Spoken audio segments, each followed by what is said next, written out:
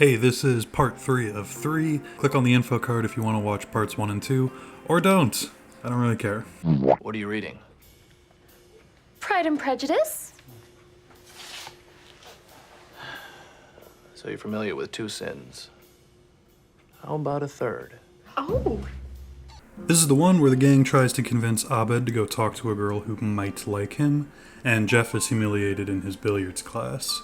This is a great Abed episode. It really shows Abed's great character. Season 1 kind of struggles with Abed's character, as I've mentioned a couple times, but this one really kind of cements him as the character he's going to be for the remainder of the show. It's also a good Jeff and Abed episode. Jeff and Abed is a pairing that starts pretty strong in Season 1, then kind of dwindles as the show goes on. But it is a pairing that is really important to the show. It's really important to Jeff's development. And you'll notice some of the episodes ranked from here on. There's a lot of Jeff and Abed there. It's a pairing I really admire and I really like. But it's very funny. It's a really good Season 1 episode, too. There's only a couple Season 1 episodes I haven't talked about yet. This is sort of a monumental leap in Jeff's character development as well. Did we give a degree to a dog? Oh my god. Oh my god. Okay, it's okay. This is one when the gang go into crisis mode when City College runs an attack ad claiming that the school gave a degree to a dog, and the dean believes he is texting Jeff when he isn't. Again, as a Season 6 truther, it's hard for me to look at this episode and not feel anything other than love. It's so excellent, it's so funny. There's not a moment of this episode that I feel is wasted or unwarranted. There's a great moment early on with Britta and Elroy, which is so excellent, it's so funny. I love all the stuff with the dog and the attack ad. I love Chang's little diversion with Chang Does Greendale. I find it hard to believe that people watch this episode and say, yeah, Season 6 sucks. And I'm going to say that a lot with the Season 6 episodes going forward. Granted, the Season 6 hatred is not nearly as strong as like the Season 4 hatred, for example. But I love this episode. I love everything about this episode. And the end credit stinger is great as well. You notice anything strange? There's no green 3 in billiards. Now, there's a green 6 and a green 14, but never a green 3. So, what sport is this from? And why was it in my RV? This is the one where the gang throws together a movie with leftover footage they have of Chang when he suddenly becomes a popular meme/actor. Another really great Jeff and Abed episode. I love their pairing. I love the development and the subtle foreshadowing that this sets up for the series finale, where they're throwing together this garbage movie and it's still kind of okay. It's not even that bad. And that's good foreshadowing for Abed's development and where he ends up by the end of the show. I love Jeff in this episode too. I like when Jeff is able to be kind of silly and goofy. He is the straight man, so I expect him to play that straight man role, and he does most of the time. But when he does get to be kind of wacky, it is enjoyable as well.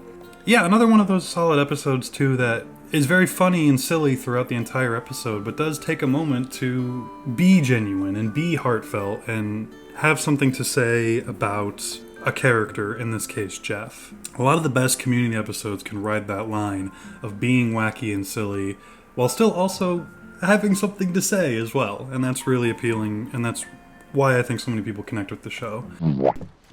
Well, I'm a peanut bar, and I'm here to say your checks will arrive on another day. Another day, another dime, another rhyme, another dollar. Another stuffed shirt with another white collar. Criminals, Wall Street taking the pie, and all the black man gets is a plate of white lies. Prisons recruiting them, police be shooting them, rap artists looting them, labels all diluting them. Barack Obama is scared of me, cause I don't swallow knowledge and I spit it for free. Let me clear my throat. Ha ha ha. I don't know what that was, I don't know what that was. This is the one where Abed and Annie play a VHS game to decide who should move in with them, whether it be Annie's brother or Abed's girlfriend. And Shirley, Buzz, Jeff, and Britta find events filled with textbooks. This is kind of just a silly episode. I don't think this episode has anything terribly profound to say, but I like it. And frankly, I think a lot of my enjoyment of this episode does come from Brie Larson. She's not on the show that much. You could probably argue that she doesn't really serve that much of a purpose. Again, like many things, she vanishes in Season 6, but I never felt like she added that much to Abed's character. I just like Brie Larson Yeah, it's just a solid episode. It's a very funny episode. I love the B plot with the rest of the crew. You got the King, Paul Williams in. Music fans might recognize Paul Williams from Touch, the Daft Punk song. He plays a really tiny bit part, but he's great here.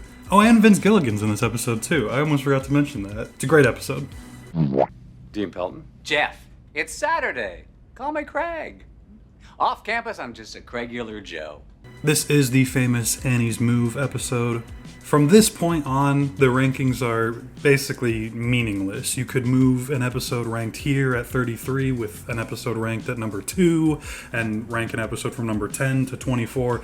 It doesn't really matter at this point. These are all just my favorite episodes from this point onwards. It was really, really difficult to give placements to some of these episodes. But talking about this episode specifically, I gotta be honest, I think the Dean might be my favorite character on the show. I haven't really talked about the Dean yet, but I think he's my favorite character. Real quick, if I want to rank everyone who's been a part of the either study group or the Save Greendale committee, I would probably go Dean, Abed, Shirley, Britta, Pierce, Jeff, Chang, Elroy, Annie, Duncan, Troy, Frankie, Hickey. And the Dean's up there. He's easily my favorite. He's the funniest. He gets the most wacky stuff to do. I love the side plot we have with Shirley and Britta and picking up the homeless guy. That's excellent. I like Pierce tripping out on the fumes from the paint. What makes the episode is the stuff with the Dean and Jeff, really, and then everything else kind of falls somewhere underneath that. Wow. Okay, so what is wrong with you that you can sit here this whole time and never pick up on the fact that a man is hitting on you? Oh, I actually did pick up on it after a while. You actually... And?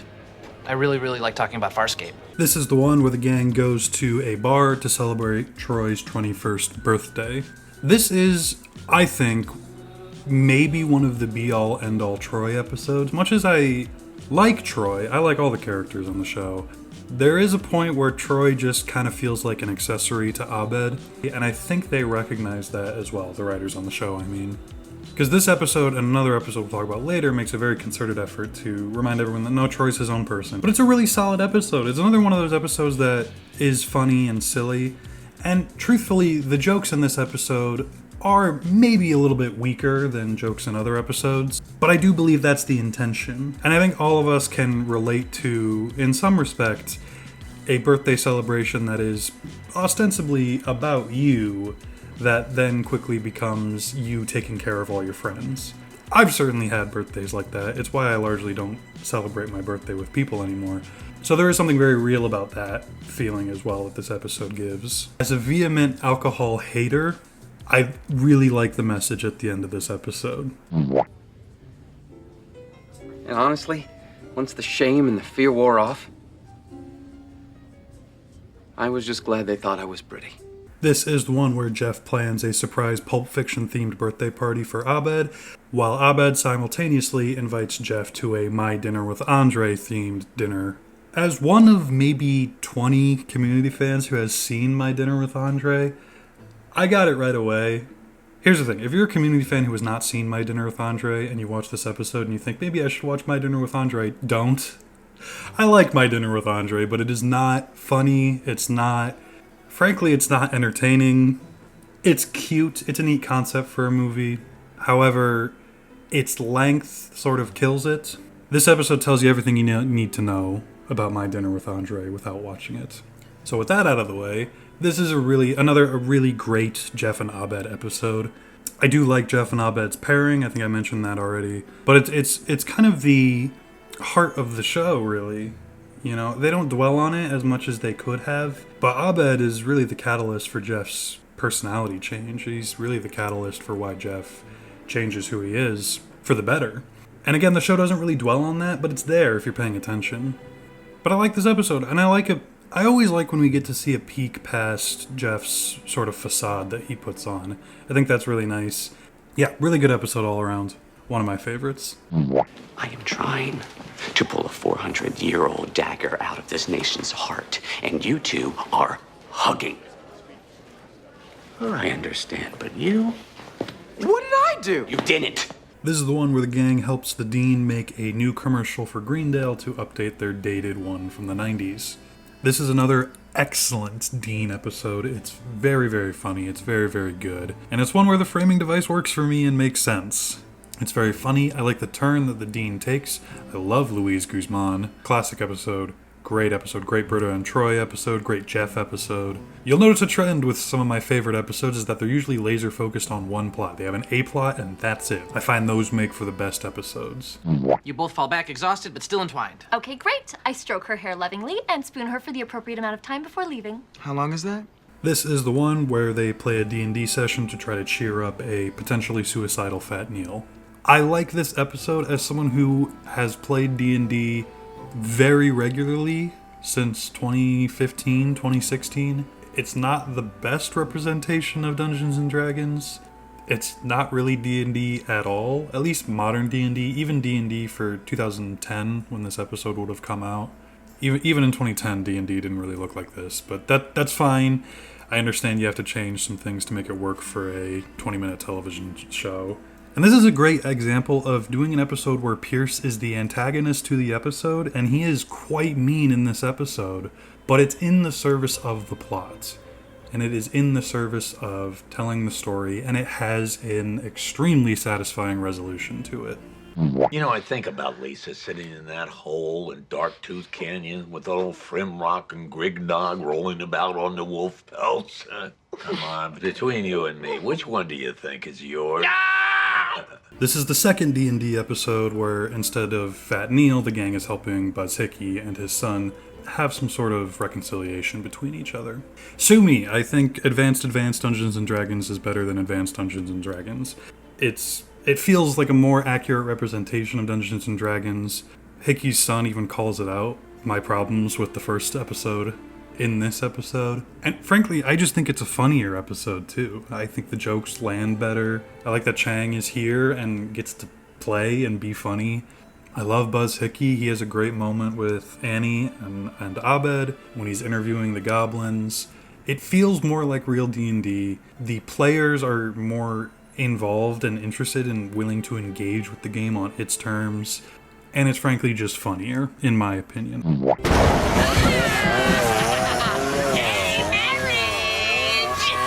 This is the one where Britta fears that someone in the group may have homicidal tendencies, so they all spend some time telling some scary stories. I really enjoy this episode. It's a good Britta episode. I like how wacky it kind of gets towards the end.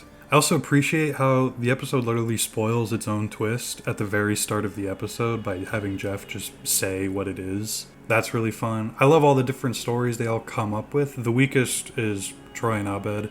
The one where they merge together, which I suppose is just Troy's story. That's the weakest one for me. It's hot take incoming. It's not funny. I'm sorry. It's just not. But the rest of the episode is really excellent. It's a great episode. Can we stop walking in slow-mo now? 20 more yards. You guys are walking in slow-mo? This is the one where the gang is tasked with cleaning a space flight simulator. When I talked about episode 203, I said that this episode, 204, sort of whips the rest of the show into shape. It's kind of fascinating going back and watching episode 203 and then immediately following it with episode 204. There's something about this episode that there's just so much sauce to it. It immediately feels different. It immediately feels refreshing. The homage to, Apollo 13 and Armageddon, and I'm sure there's a couple other movies I'm for sure forgetting, but it all works excellent here. The Dean has a lot of great moments to shine in this episode. It's a good Abed episode. It's a good Jeff episode, good Troy episode. But yeah, this one's just really, really great. He released Annie's boobs. Annie's boobs could be anywhere. Annie's boobs could be on the side of the road. We got it. The monkey's name is Annie's boobs. This is the one where the group takes over distribution of chicken fingers, which was allegedly the best food that the cafeteria offered. It's a great homage to Goodfellas.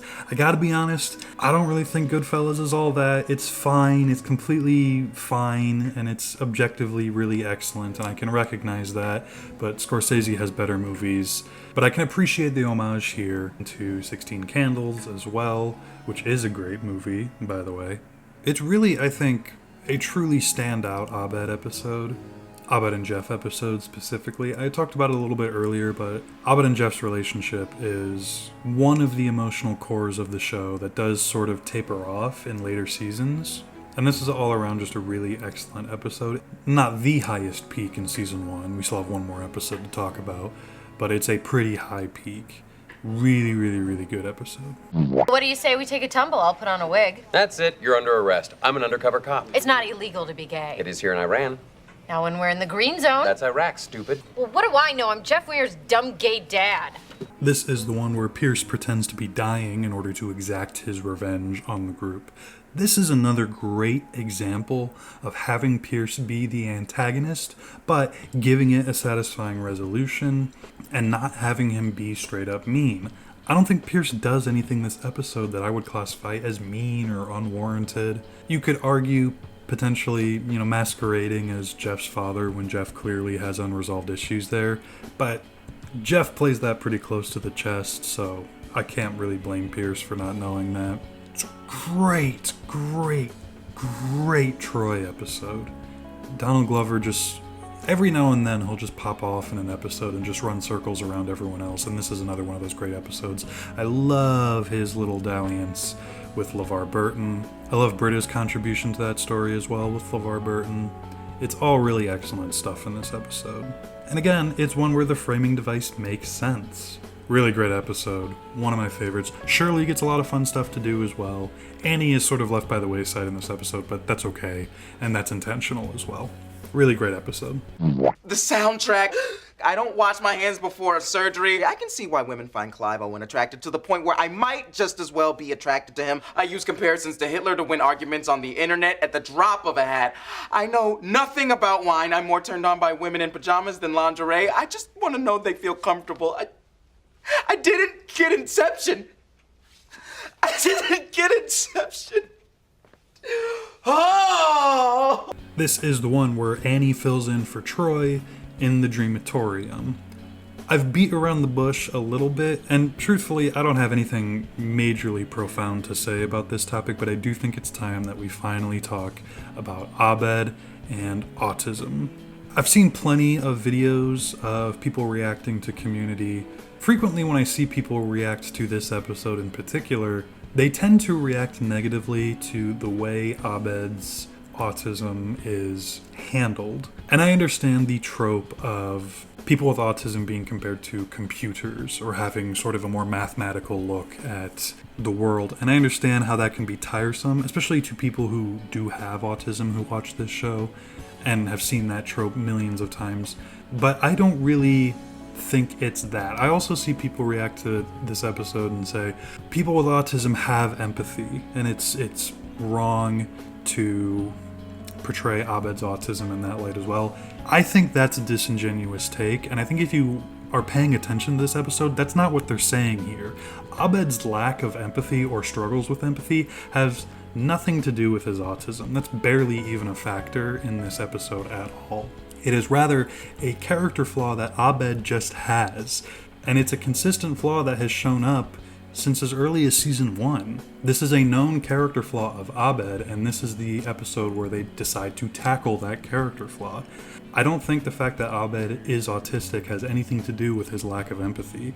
At least to me, never is it framed as Abed's lack of empathy, or struggles rather with empathy, is because of his autism. That never is really how this episode approaches that. For me, this episode works really good as a character study of Abed, getting a peek behind the curtain of how Abed thinks and kind of interacts with the world, and how Annie can healthily and appropriately to Abed engage with those behaviors and help him improve upon them. I don't think this is an autism episode. I don't think that was ever the intention with this episode.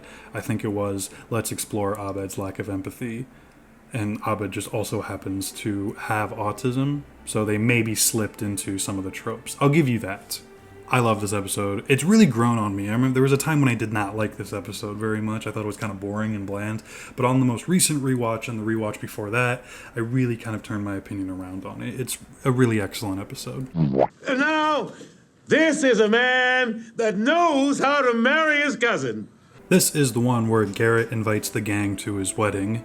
This is just a straight up silly, funny episode There's a little bit of guff in the beginning of the episode that you could probably cut. The framing device feels a little loose, perhaps especially because the gang shows up late to the wedding. If Abed was the official wedding videographer, he would not be late, if he wanted to get paid at least. So the framing device is a little loose and it doesn't work that much for me, but the humor in the episode and the character beats in the episode are so excellent that it can make me forget that the framing device is a little loose. It's a great Elroy episode. He really gets a lot of time to shine in this episode, and he's excellent. It's kind of just a wacky, silly episode, and it's one that is the most fillery that season 6 gets. But it's so funny, and it's so wacky, and it's so goofy that it doesn't really matter that it doesn't have much to say. It's good enough on its own merits to stand out and be exceptional, despite the fact that it is just kind of filling an episode slot. Magnitude,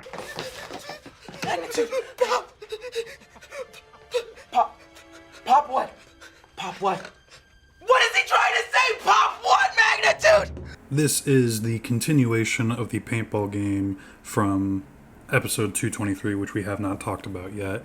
I unfortunately do not have a ton to say about this episode. The frankly extremely loose homage to Star Wars does not work for me here. You can see my Battlefront video if you want to see my opinions on Star Wars. There's a world where an homage to Star Wars or sort of space opera, action adventure could work in this context, but I don't know if the budget was low or what the case was, but it's so loose that it might as well not even be an homage.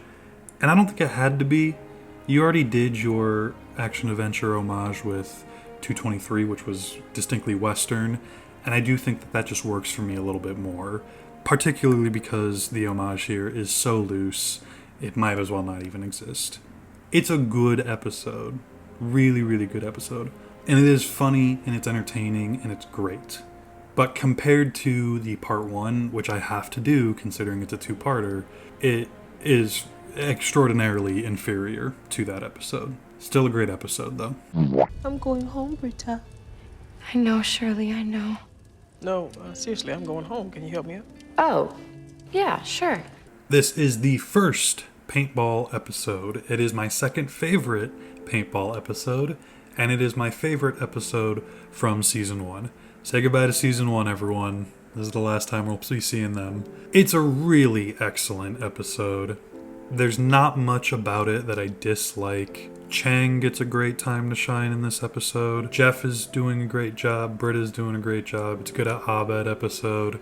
There is a tiny, tiny disconnect between Chang blowing up the study room and Jeff arriving at the dean's office.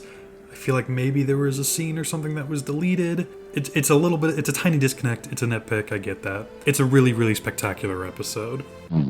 Jeffrey! Oh! Hey, Britta. This is the one where the gang plans an elaborate heist to rescue the dean from being imprisoned by Chang.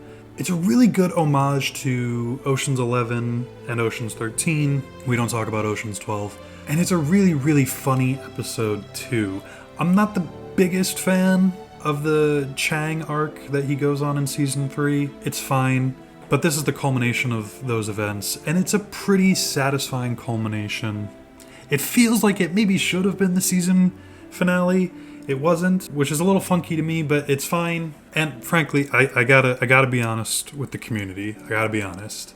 Did I place this episode as high as I have simply because of the way Britta looks in this episode? Yes. I have a type. Bite me. Bear down for midterms. What? Bear down for midterms. You can't just repeat it. You need to explain yourself. This is the one where Annie and Buzz Hickey try to get a bulletin board put up in the cafeteria. Jeff, Shirley, Chang, and Duncan organize a midterm dance, and Britta tries to spoil a show for Abed. This was the first episode that aired after Donald Glover left the show, and at this point in the show, I'm sure there was a lot of hearsay about the show's decline in quality, and this episode very quickly proves that belief wrong. It is one of Community's best, and it feels like an episode ripped right out of the prime of Season 2 and early Season 3. It's so excellent. All of the bear down for midterm stuff it's just peak Community. It's so perfect.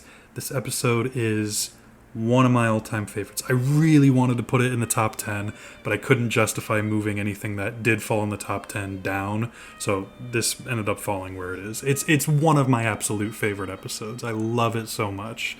And again, it's another silly episode that still manages to find time to say something and give some insight to the audience. And that's so excellent when a Community episode can do that. I transferred or downloaded Todd's photograph to this computer, and as you'll see, with a few adjustments, I can make the entire image Old West color. I don't know, I thought it was cool. This is the one where the gang investigates the destruction of their yam that they were preparing for their biology final. This is a really great episode, and it works even if you don't have a connection to Law and Order. I remember a time when I was very small, probably single-digit aged, and I remember my mom was in between jobs, so there was a lot of downtime in the house where her and I and my sister, though I don't remember her being there as much, would watch Law and Order episodes. I couldn't tell you anything that happened in any of those episodes, but I do remember that time of my life and I look back on it fondly. So it's kind of cute to get an homage to a show that I am more familiar with than I remember being familiar with, if that makes sense. And it's just a good mystery plot as well. Even if you knew nothing about Law & Order and you didn't understand the homage at all, I think you'd still find this episode to be really excellent. Really, really great, really spectacular episode. You're having cookies for lunch? Yeah. Hey, you didn't pay for those. Call a cop. This is the one where Abed declares himself Jesus for his new meta masterpiece film, and Pierce starts hanging out with a bunch of hipsters and begins acting out. Another episode that I really wanted to put in the top 10, but I just couldn't budge anything in the top 10. This is the be-all, end-all Shirley episode. This is her best episode. It's one of Abed's best episodes. It is great. There's not a single minute of this episode that you can cut and it would be better off for it. If you removed anything, it would only make the episode worse. All the stuff with Pierce and the old people and Leonard is so funny. It's some of the best crap Community has ever put out. It's so good. I love this episode so much. It's another episode that I remember watching on the first and second watch-throughs of the show, and I didn't really care for, but on these most recent rewatches, it has really, really steeply climbed the ranks. It's such an excellent episode. It's so good. Pierce, you've had 3 flu shots. That's for the daycare center. I'll be a living god! This is the one where the group finds a collection of old trinkets and baubles from throughout the year and the previous year. If you'd ever seen a television show, you have almost certainly seen the Clip Show episode. Star Trek The Next Generation has a Clip Show episode. Seinfeld, Simpsons has a couple. They're easily the worst thing ever. No one likes clip shows. It's there to fill an episode slot and save money. I get it from that point of view, but they suck. They always suck. So I appreciate Community saying, let's do a clip show, and then having it be a bunch of clips that we've never seen before. It's great. It's so funny. And the clips are good enough to where if they were, you could see these clips getting spread into entire episodes. And some of the clips they even revisit, primarily the Glee Club stuff they touch on again in season 3. It's a really excellent episode. It's so good. It's sad.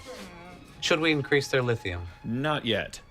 I want to see what happens if we confiscate one of their pens. This is the one where they recount their Greendale history while they're in a therapy session with Abed. It's the same gimmick as the episode we just talked about, but it is funnier to me. I like the spin they put on it, particularly with the Greendale Asylum joke that they have near the end. Very little to say about this episode because I said all my thoughts on the clip show format in the last episode.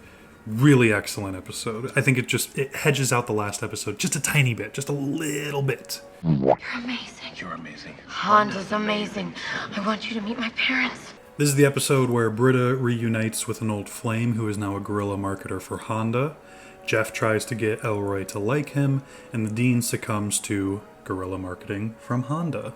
I gotta be honest, when I was recording these voiceover portions, I looked at this episode at number 13, and I said to myself, God, did I really put that episode that high? That should be dropped all the way down to like 50. And then I rewatched the episode. I love this episode. Admittedly, this is probably my most personal pick that you'll see on this list, because objectively, I think this episode is tugged back pretty aggressively by the B and C plot. The stuff with the Dean is great, but the stuff with Jeff and Elroy is pretty take it or leave it for me. But oh my gosh, Britta and her boyfriend who works at Honda, because they're playing it completely straight as well. It's not really played for comedy, which heightens the comedy. They carry this episode so hard on their shoulders. And look, if you wanted to, in your own mind, convince me that I should drop this episode down a couple rankings, I would maybe agree with you. But let me have one where I don't look at it objectively and I just say, this is one of my favorites. Is it a bad episode? No. Is it a mediocre episode? Almost certainly. But this one's for me. Let me have this. You're, gay, right? I mean, like, openly gay? I'm not openly anything, and gay doesn't begin to cover it. This is the one where the Dean is asked to come out as openly gay for a job on the school board. Chang and Annie audition for a Karate Kid adaptation, and Abed and Elroy got a bird that is blocking the Wi-Fi. The C plot here with Abed and Elroy is another one that I think you could safely delete. This is the longest runtime Community episode, and if you delete that C plot, it tightens it up considerably, gets it a little closer to that sweet spot of 22, 23 minutes, and you retain the excellent comedy that you get from both the B plot with Chang and Annie and the A plot with the gay Dean. All of that stuff works for me and is really, really elevating this episode very high up. Not to say the stuff with Abed and Elroy is bad, but I do think it can be deleted. The Karate Kid adaptation and the plot with Chang is so excellent. I don't know if the message that Community is sending is healthy or not. That's for smarter people than me to debate. But comedically, it works really well.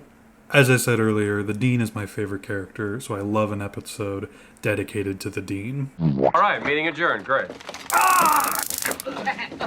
Extra thick straps, extra thick straps, extra thick straps, extra thick straps. This is the one where Elroy's RV breaks down while transporting a giant hand. This is the greatest Dean episode, in my humble opinion. The argument could be made, and I would probably agree with this argument if you caught me in the right mood, that it's more of an Abed episode than a Dean episode, but it's an Abed and Dean episode for me.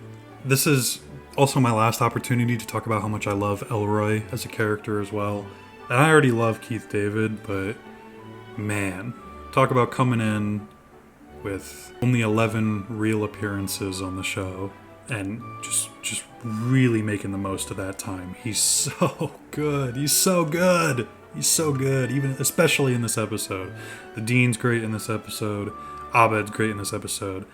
Everyone in the gang is on firing on all cylinders here. It's again, really excellent episode.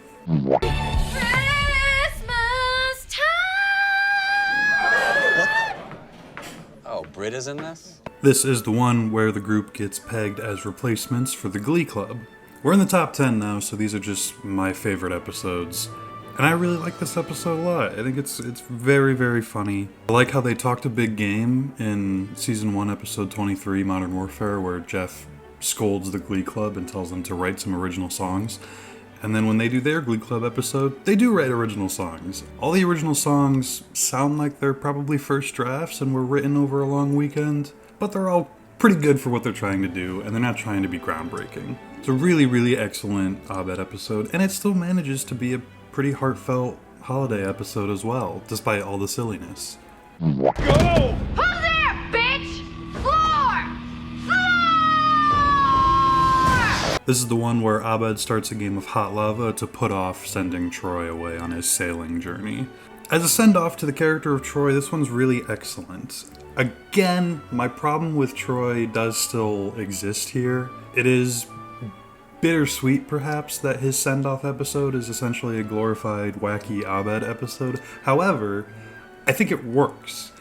By the end of the episode, you have a very honest conversation between both characters that makes it a Troy episode, despite the fact that up to this point it has been an Abed episode. And that's really nice. That's something that the really good episodes of Community could do, is stop and remind us that Troy is his own person. He's not just Abed's sidekick. And this episode does that really well. I like the callback to the season 1 episode where Troy claims that he cries when he listens to Come Sail Away by Styx, and then what song do they play when he leaves? Come Sail Away by Styx. It's a cover of it, but it's still, it works. It's a really excellent episode, and it's a really great send-off to one of the series regulars. You think you're good looking, but you're not. You're average. You're just an average looking guy with a big chin. This is the paintball episode that is sort of an homage to spaghetti westerns. I really, really love this episode. I think it's the best paintball episode. I think the homage to westerns is the smartest thing they could have done with the paintball angle to make it feel meaningfully different than Modern Warfare while still calling back to some of the imagery that they used in that episode. I like the Black Rider character. Jeff gets sort of a goofy arc with him, but it's fine. I like all the stuff with Pierce as well, and some of it does come back in the follow-up episode, but most of it is addressed in this episode, and it's really great. It feels very honest and real. It's a really, really, really, really solid episode. Yes! That is my jam right there! Dave Matthews fan?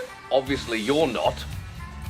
Real fans call him Dave. This is the one where Jeff and Annie put their heads together to try to detain the Ass Crack Bandit. This one's an homage to Seven and Zodiac and Memento to a lesser extent. That sort of era of thrillers that came out in the late 90s, early 2000s.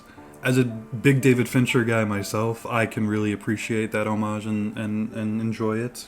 It's really a very, very funny episode. Duncan actually surprisingly gets a lot of time to shine in this episode, which is very nice to see. There's some good stuff with Hickey and Abed and Troy. It's really pretty majorly focused on Jeff and Annie, and that works for me, especially in this episode. Really, really, really excellent episode. Don't have too much to say. It's just, it's a smooth watch. It's a smooth watch from start to finish. Really great. They got it. They got everything. It's Vietnam now, baby. It's Vietnam! This is the one where a hacker leaks all the group's emails to try and cancel a racist comedy act. This is one of the best group bickering episodes. I don't know how else to call it. I really love this one. And I like how they take this opportunity to further cement both Frankie and Elroy as just regular members of the group. It would have been very easy for them to sort of push those two to the wayside and make it about the mainstays that we've kind of all learned a great deal about over the 6 seasons. But no, they really take the opportunity to cement those two as well. Yeah, one of my absolute favorites. Really, really, really great stuff. Pizza! Pizza, pizza in my tummy. Me so hungry, me so hungry. This is the one where Troy and Abed invite everyone onto their new apartment. This episode was so close to number 1. Everything in the top 5 at this point got really close to number 1, but they just missed it by a tiny, tiny bit. But everything from 5 to 2 can be interchangeably moved, and that would be totally fine. I love this episode so much. Conceptually, it's such a genius episode that I can't imagine sitting in the writer's room and saying, hey, let's do an alternate timeline episode and have it be funny also and work really well. And I really can't fathom the amount of time and thought that they had to put into making this work while still being comedic. It would have been so easy to just be very lazy and just do 6 different very wacky timelines, but no, you learn information in one timeline that perfectly sets up a joke in the other timeline. It's It's so... Oh my god. When you break it down to its, barest essentials, it really isn't that complicated, but it's something that, as a writer myself, I would never think to do. I would never think to do this, but it works perfectly. It's such a great episode. When recommending Community to people, I always recommend this episode. Say, watch season 3, episode 5, and if you like it, then go back and watch the rest of the show. It's just such an excellent episode. It's arguably the best episode. Not my favorite, but holy crap, is it so good. Leonard, behave yourself. I'm a Christian woman. Leonard, you better back that pumpkin ass up or I will make a pie. This is the one where the Dean orders questionable taco meat that turns everyone into zombies. This was released in the height of that zombie craze. This would have been 2010, and zombies were everywhere in this time. Anyone who was around in that era knows this. But now that we've got some distance from that, I can look at this episode and really enjoy it for what it is. I love the arc that Troy goes on. I love that stuff. I just like how it's shot as well. Just the lighting and general atmosphere of it is really smooth and nice. I like all the ABBA stuff as well. I'm not a huge ABBA guy, but I can see the appeal, and it actually works to elevate this episode as well. Oh, it's an excellent episode. It all starts with a quick look-see into someone's bag, and then it's a brisk peek-a-rooney at our phone records. And before you can say 1984, the Thought Police are forcing you to bend and spread. Bend and spread? Are the Thought Police gonna make love to us? Do they find thoughts in our butts? I knew I should have read that book. This is the one where Annie holds the group hostage until her pen is found. The best bottle episode. The bottle episode to which every other bottle episode in any television show ever should be held to. Really excellent, tremendously funny. It's all gas, no breaks. There's not a minute where you can stop and collect yourself because they're constantly bombarding you with the next joke, and it's perfect. It's so good. It's some of the best character writing the Community has done. Everyone feels real, and it's just so excellent. It's a really, really, really spectacular episode. It deserves more to be said about it. I just watch the episode. Just go watch it again right now. It's great. It's so good. Oh my gosh. Every year, she visits on the same day, December 9th. And every year, we sit and watch Rudolph the Red-Nosed Reindeer, together. Every year. But Abed, today is December 9th. It's the last day of classes. Yeah, that can't be right. She comes every year. Today must be December 8th. She comes every year.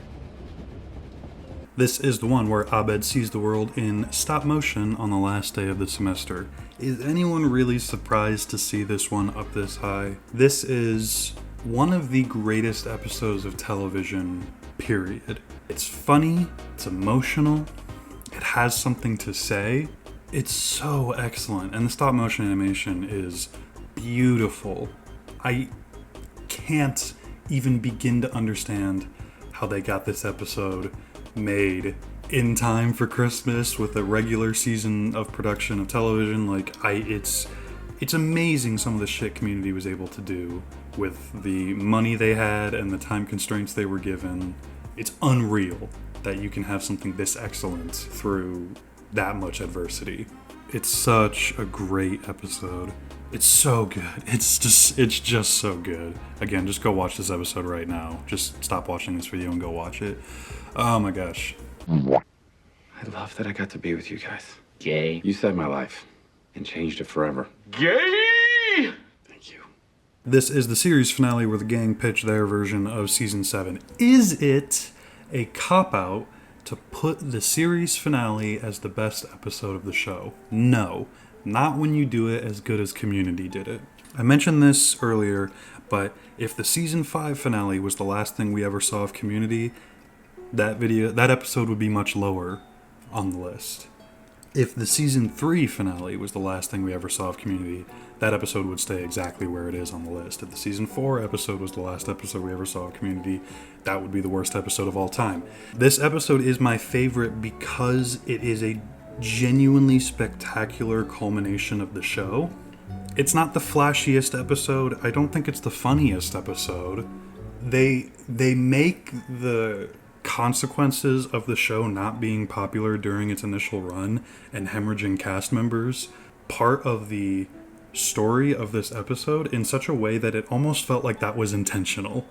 I don't know how to describe it, but it plays into Jeff's emotional arc in this episode so perfectly that, you know, Pierce died and Troy left and Abed and Annie are now leaving and Shirley's gone, and it really plays into his emotional state so perfectly. And again, it almost feels like that was the intention from season 1, which it wasn't, but it's written in such a way where it feels like it is, and it's performed in such a way where it feels like it is. And it's such a fantastic culmination of the entire show. It's TV. It's comfort. It's a friend you've known so well and for so long. You just let it be with you.